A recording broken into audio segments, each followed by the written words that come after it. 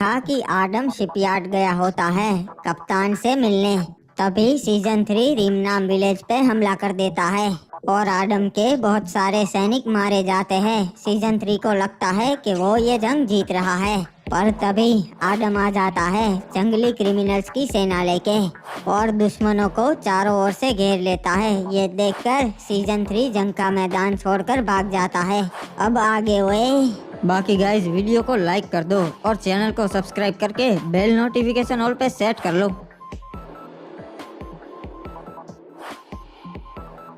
बाबू मोसाई, अब जंग का समय आ चुका है और हमने हमारी सेना तैयार कर ली है, पर सिर्फ सेना से कुछ नहीं होता। जंग जीतनी है तो एक रणनीति होनी चाहिए। सही कहा महाराज, पीक के सामने आज तक कोई भी राज्य जंग नहीं जीत पाया। हाँ बाबू मोसाई, पर हम ये जंग जीतेंगे। तुम्हारे पास कोई सुझाव है? जी महाराज, मैंने अपने कुछ आदमी भेजे थे पीक पे। उन्होंने मुझे बताया है कि सकुरा दूसरे राज्यों की तरह अपनी फौज अपने महल पे नहीं रखता। उसने अपनी फौज पीक की सरहद पे तैनात कर दी है। उसके लोग हर वक्त चारों ओर मौजूद रहते हैं और कोई भी राज्य आगे से हमला करेगा तो उसके सैनिक उन्हें चारों ओर से घेर लेते हैं, तो सकुरा तक पहुंचना नामुमकिन है महाराज। समझ गया बाबू मोसाई, मतलब पीक पे कब्जा करना मुश्किल है और नामुमकिन नहीं। रे फिर हम भी अपनी सेना को एक साथ ना भेजेंगे, टुकड़ियों में बांट देंगे और एक साथ हम भी चारों ओर से हमला करेंगे। सही कहा, और मैं अपनी टुकड़ी के साथ सीधा सकुरा के महल पे हमला करूंगा। जब तक उसे मालूम पड़ेगा कि हमने हमला कर दिया है, तब तक उसकी आधे से ज्यादा सेना मारी जा चुकी होगी। रे सही कहा महाराज, हम ऐसा ही करेंगे।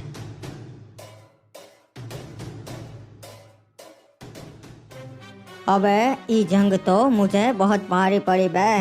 मेरे कितने सैनिक मारे गए, मेरा खास सलाहकार मर गया और फैक्ट्री की इज्जत चली गई। महाराज चिंता मत कीजिए, सब कुछ हो जाएगा। अबे लगता है तू पागल हो गया है बे। क्या चिंता मत कीजिए, तूने देखा नहीं उसके पास अपनी सेना तो है और ऊपर से वो जंगली क्रिमिनल्स भी उसके साथ है। देखा नहीं तूने कैसे मेरे सैनिकों को चुन चुन के मार रहे थे वो जंगली? हाँ मुझे पता है महाराज, मैं भी वही था, मुझे सब पता है। पर हमें शांति से काम लेना पड़ेगा अगर रीमनाम विलेज को जीतना है। अरे अब कुछ ना ही हो सकता, मेरा सलाहकार भी मारा गया और उन्हें हरा सके ऐसी मेरे पास सेना भी नहीं है। महाराज आपका सलाहकार मारा गया तो क्या, मैं आपका नया सलाहकार बन सकता हूँ और वैसे भी मेरे पास वो सारा अनुभव है जो आपके काम आ सकता है। ये बात तो तुम्हारी सही है बे। ठीक है, आज से तुम हमारे नए सलाहकार हो। जी महाराज, मैं शपथ लेता हूँ कि मरते दम तक मैं फैक्ट्री का साथ कभी नहीं छोड़ूंगा और आपको हर एक मुसीबत से बचाऊंगा।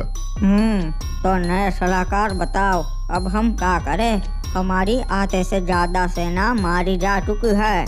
महाराज हम उस आदम की तरह ही काम करेंगे, हम भी दूसरे राज्य और कबीले वालों को हमारे साथ ले लेंगे ताकि वो जंग में हमारे काम आ सके और हमारी सेना और भी मजबूत हो जाए। ये तो बढ़िया रणनीति है, इससे उसकी तरह हमारी सेना भी मजबूत होगी और फिर जंग के लिए हम तैयार हो गए। महाराज पोचिनो कबीले वाले हमारे बहुत काम आ सकते हैं। मैं चाहता हूँ कि आप और बदले में हम उसका कबीला मांग ले। ठीक है, सैनिक जाओ और उस ओरियन को बोलो कि महाराज ने तुम्हें दावत के लिए बुलाया है। जी महाराज, अभी जाता हूँ।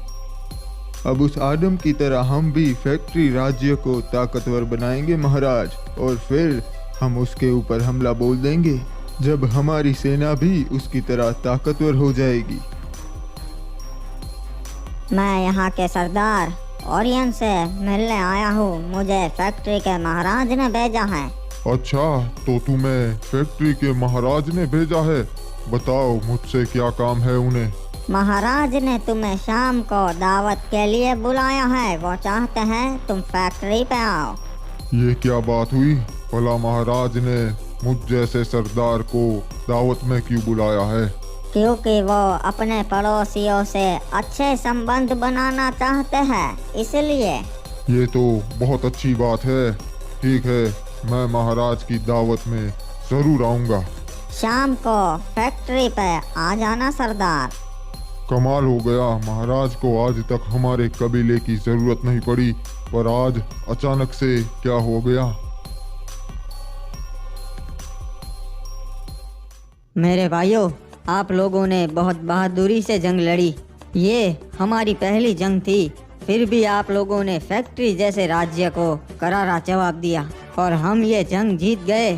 सीजन 3 मैदान छोड़ के भाग गया और हमारी ये जंग जीतने की वजह क्रिमिनल्स है। इनके बिना ये जंग जीत पानी बहुत मुश्किल होती, तो इनका भी मैं शुक्रिया अदा करना चाहूँगा। और आज सबको मेरी तरफ से शाही दावत।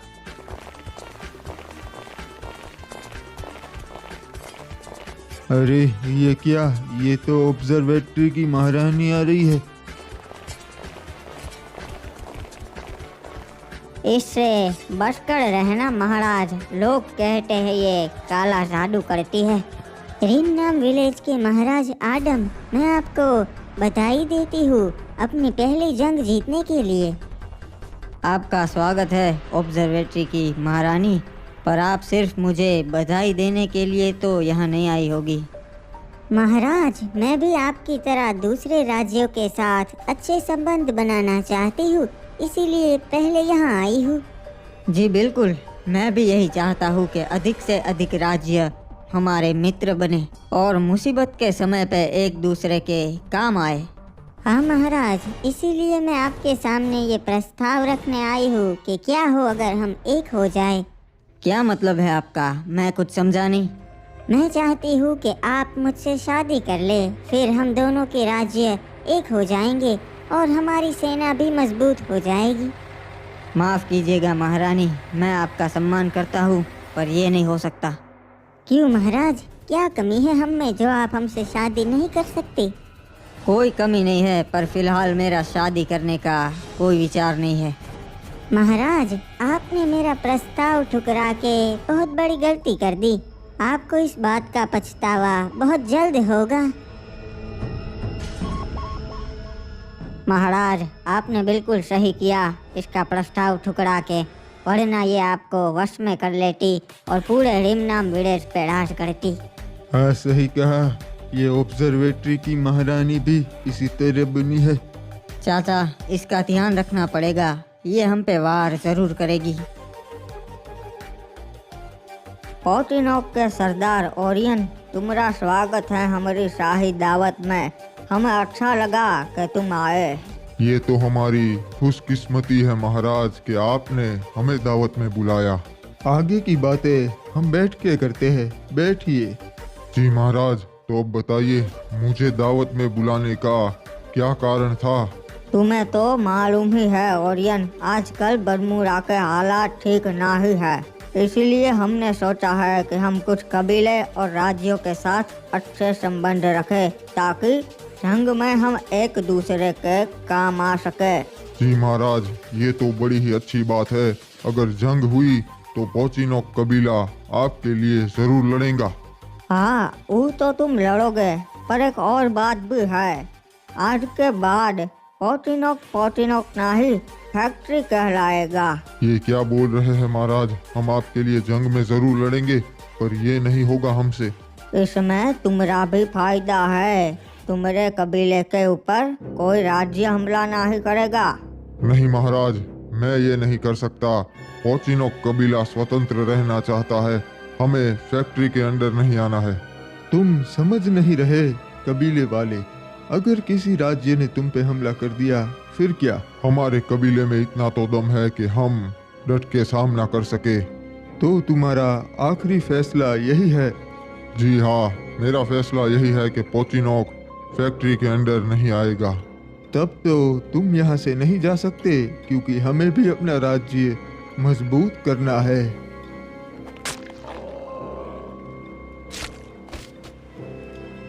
पर चिंता मत करो, तुम्हारे कबीले वासियों को मैं बता दूंगा कि तुम्हें तुम्हारे किसी दुश्मन ने मार दिया। क्या बात है सलाहकार, तुम तो वाकई बहुत ज्यादा तेज हो। जी महाराज, अब इन कबीले वालों को हमारी तरफ ले लेंगे और फैक्ट्री राज्य और भी बड़ा हो जाएगा।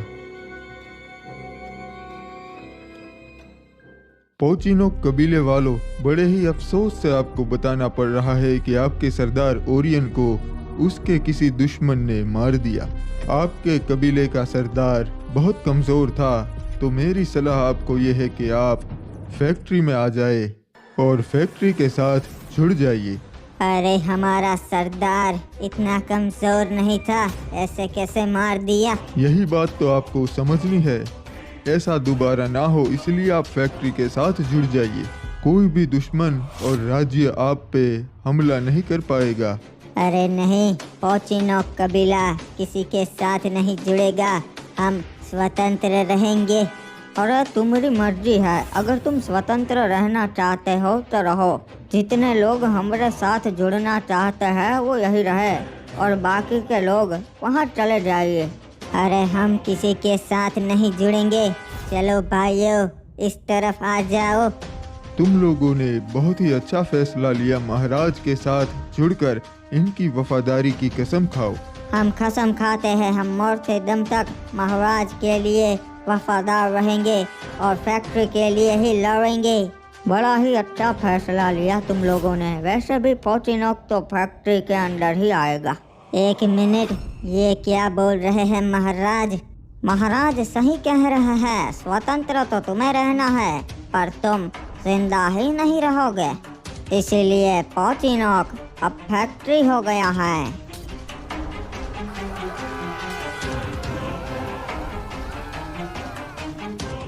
बाबू मोसाई, वो समय आ चुका है जिसका हमें बेसब्री से इंतजार था। आज हम पीक पे हमला करके अपना हक वापस ले लेंगे और फिर पीक और क्लॉक टावर एक हो जाएगा। तो चलो बाबू मोसाई, हमला!